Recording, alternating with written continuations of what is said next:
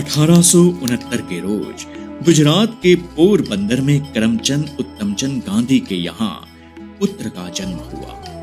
नाम रखा मोहनदास करमचंद गांधी। यह मात्र एक व्यक्ति का जन्म नहीं था, यह एक क्रांति का जन्म था, यह एक युग का जन्म था, यह अंग्रेज हुकूमत के अस्त होने का सूचक था, यह सच्चाई के दूत और अहिंसा के पुजारी का जन्म था।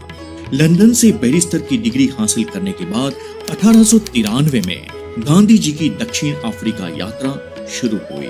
जब गांधी जी प्रथम श्रेणी के टिकट पर डरबन से प्रिटोरिया यात्रा कर रहे थे, तब एक श्वेत व्यक्ति ने गांधी जी के साथ यात्रा करने पर आपत्ति जताई, तो रेलवे के लोगों ने उन्हें सामान सहित पीटरमैरिट्सबर्ग रेलवे स्टेशन पर डिब्बे से बाहर फेंक दिया। इस हादसे ने गांधी जी को झकझोर दिया। उन्होंने कायरतापूर्ण ढंग से देश वापस लौटने के बजाय अन्याय के प्रतिकार का मार्ग चुना और इसी घटना के साथ गांधी से राष्ट्रपिता बनने की यात्रा शुरू हुई। उन्होंने दक्षिण अफ्रीका में भारतीयों के साथ हो रहे भेदभाव के खिलाफ सत्य, अहिंसा और सत्याग्रह के साथ आवाज उठाई। पराधीन भारत की स्थिति से अवगत व्याकुल युवा गांधी को उसकी जन्मभूमि पुकार रहे थे।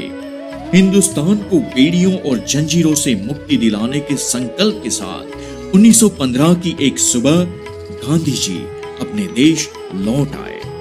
देश लौटने के बाद भारत भ्रमण के दौरान गांधी जी ने चंपारण में नील के किसानों की दुर्दशा को करीब से देखा और 19 अप्रैल 1917 को गांधी जी ने चंपारण सत्याग्रह का बिगुल बजा दिया। उनको गिरफ्तार किया गया, मगर लाखों लोगों के विरोध के कारण ब्रिटिश सरकार को उन्हें छोड़ना पड़ा। किसान अधिकारों की पहली लड़ाई जीत ली गई। 22 मार्च 1918 में गुजरात के खेड़ा जिले में किसान अकाल व महामारी से जूझ रहे थे। अंग्रेजी सरकार किसानों पर लगान का बोझ डाल रही थी। व्यथित गांधी जी खेड़ा के आंदोलन में कूद पड़े। गांधी जी ने किसानों में नई चेतना एवं साहस का संचार किया और किसानों को एकजुटता की ताकत का संदेश दिया।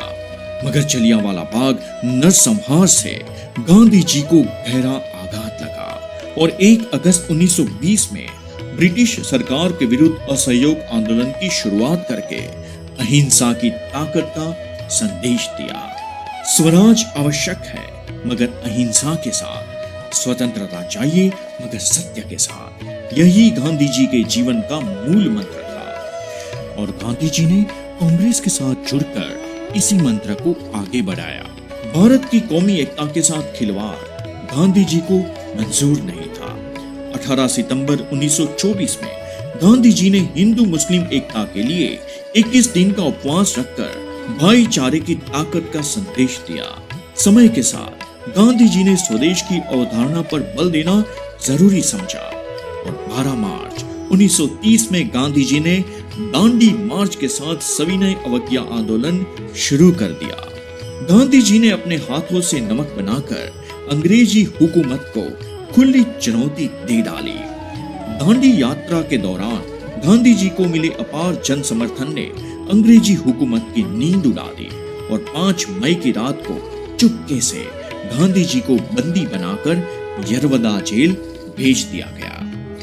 यह संदेश था सत्याग्रह की ताकत का। 16 सितंबर 1932 को गांधी जी ने ब्रिटिश सरकार द्वारा जाति आधारित मत प्रणाली के विरोध में उपवास रखा। गांधी जी का संदेश स्पष्ट था, समानता की ताकत। अब तक गांधी जी समझ चुके थे कि देश की जनता अब अंग्रेजी तानाशाही के विरुद्ध बड़े आंदोलन के लिए तैयार है और गांधी जी ने 8 अगस्त 1942 को भारत छोड़ो आंदोलन के जरिए करो या मरो का नारा देकर अंग्रेजों को हुकूमत छोड़ने का स्पष्ट संदेश दे दिया। गांधी जी का संदेश था, हम में ताकत और सत्ता प्राप्त करने की भूख नहीं है। I regard myself as a soldier, though a soldier of peace. हम बस शांतिपूर्वक भारत के स्वाधीनता की लड़ाई लड़ना चाहते हैं। एक सफल कप्तान हमेशा एक सैन्य तख्ता पलट और तानाशाही रवैये के लिए जाना जाता है। लेकिन कांग्रेस की योजनाओं के अंतर्गत सिर्फ अहिंसा के लिए स्थान है और तानाशाही के लिए यहाँ कोई स्थान नहीं है। और गांधी जी का समग्र संदेश था, मैंने कांग्रेस के साथ देश की स्वतंत्रता के लिए करो या मरो का संकल्प लिया है। अंतिम सांस तक गांधी जी ने अपना संकल्प निभाया भी।